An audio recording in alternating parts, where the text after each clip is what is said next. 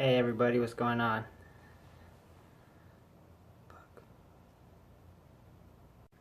Hey everybody, what's going on? It's Drew Down, back again for a second vlog. Well, it's not really a vlog, I guess. I'm kind of just going to tell a story time. Kind of going to tell about where I work at. So I work at a convenience store. I'm not going to say which one, but it's a really, really big, popular one. And the one I specifically work in it's in the hood, What we call them down here is we call them urban stores. It's the only one where I'm from in Tucson. And so the way an urban store works, there's like a criteria that it has to meet, which is like, and the way that my job has it is, it has to have, there's 177 things that have to go wrong in a day, in one day, for a store to be called an urban store. And when it's an urban store, you get paid extra to work at that store. It's a rough store, so 177 things go wrong in one day. Can you imagine that?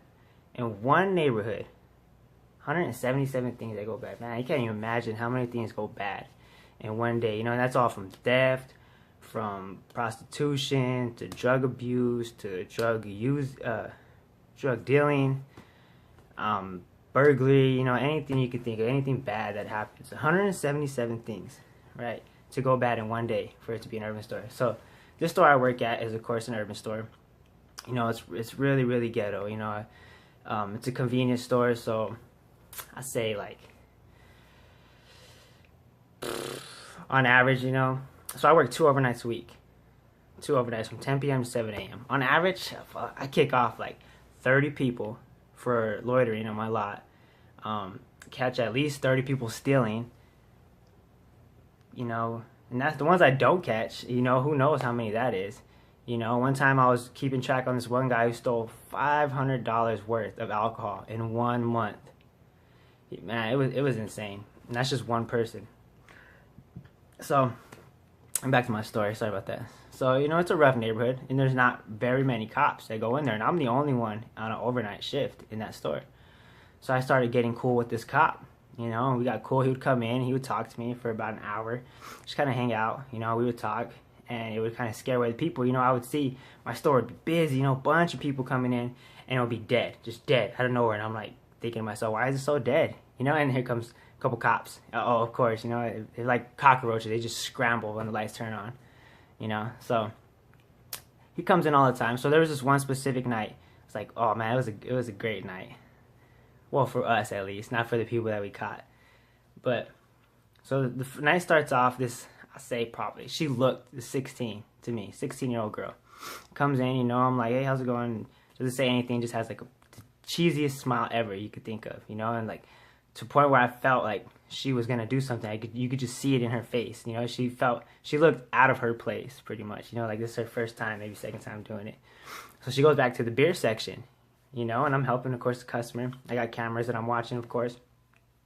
I see her grab 2 beers, and she gets close up against the counter, that I can't see her, and I just hear clink, clink, like 2 beers drop in her purse, And I was like, oh, man, she got it, that's it, she took some beers. So, of course, I'm waiting for her to come up to the counter, and I'm like, hey, excuse me, you gonna pay for those? Boom, she jets out, and I'm like, fuck, man, this little 16-year-old girl got away, blah, blah, blah. So I go, and I go to look outside, and I go to see what she's doing, where she's running to. And I open the door, and I see her and her little friend walking away, like all smiling and all happy. And I look to my left, boom, there's that cop rolling in, and I'm like, hey. Got a whistle and everything, point at them. Boom, he takes off right after them, and they start to run, and he fucking stops, and he gets out of his car. He's like, don't you fucking run from me, don't you fucking start. And they just frozen. And I was like, fuck yeah, hell yeah. So I go back inside, doing my thing, and the cop comes and brings 2 Four Locos. He's like, was this it? And I was like, yeah, that was it. That's the girl. And he was like, oh, okay, cool. So then he goes and he takes her into, she didn't give her name, so he had to pretty much book her into juvenile, into juvie. So he comes back, and we're talking about it, blah, blah, blah. And then this guy comes in, and he's looking at him, and, he's an officer. He's not going to approach people in the wrong way, not like to be a dick. So, he's talking to me, and he's like, man, that guy looks kind of familiar, I think he's in a case, but I don't know his name. And I'm like, I got you, man, I got you, So I go, do my little Rico Suave, cleaning stuff. And I'm like, hey, what's going on, brother? What's your name? Blah, blah, my name's Andrew, nice to meet you. He gives me his name and everything. So I go to the cop, and I'm like, oh, this is his name, and the cop's like, oh, that's him. Boom, he takes off after the car, goes and gets him. I guess he was, like, involved in, like, some type of, like, Grand Theft Auto or something, something very serious. So he gets him, and then a couple hours later he comes back, and he's like, hey, I've been looking for this guy right here. I was wondering if you can help me, and he shows me a picture. I'm like, hey, that guy's in my restroom, right now, he's over there. So then, boom, he goes over there, gets him.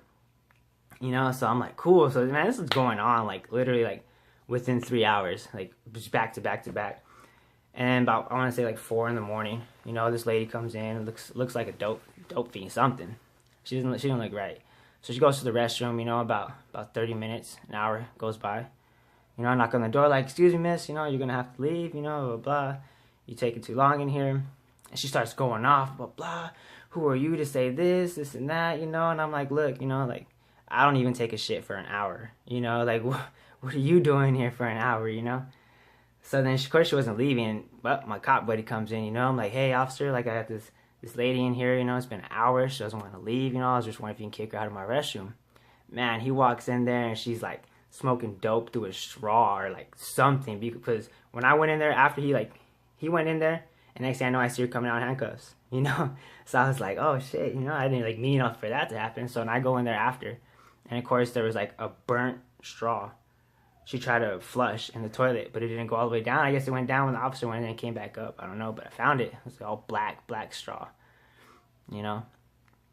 So it was just, like, back to back to back. It was a freaking awesome night, And now I moved from that store, so I'm no longer at that store.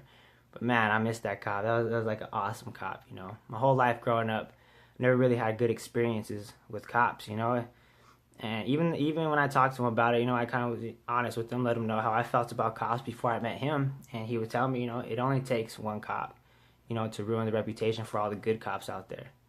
And he was a great cop, man. He really cared, and it was a really rough neighborhood, but he cared, He's like, I love my job, I come here to try to make everybody better, like, he honestly tried to make it a safer place. And, like, I really appreciated him for that, because it was rough, like, really, really rough neighborhood.